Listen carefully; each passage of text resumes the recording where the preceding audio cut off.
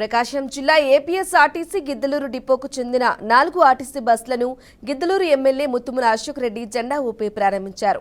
ఈ సందర్భంగా బస్సును తానే స్వయంగా నడిపాడు.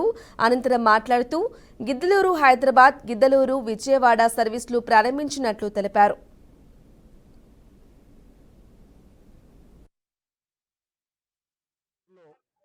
ఆర్టీసీ బస్ స్టాండ్కి రావడం 4 బస్సుల్ని కొత్త బస్సుల్ని ఇప్పుడే ప్రారంభించడం జరిగింది. గిద్దలూరు డిపో అంటేనే పూర్వం రోజులలో 1976-77లోనే ఈ డిపోని ప్రారంభించడం.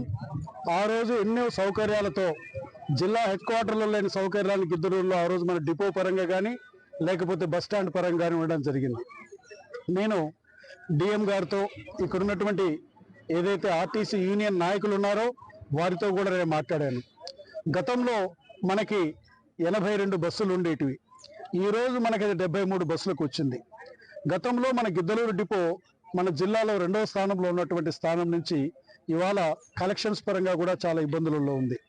నేను ఇక్కడ ఉన్నటువంటి డిపో మేనేజర్ గారిని కానివ్వండి, యూనియన్ నాయకులను కానివ్వండి, అన్ని విధాలుగా మన డిపోని రేపటి రోజులలో నెంబర్ 1 డిపోగా ముందుకు తీసుకొని పోవాల్సిన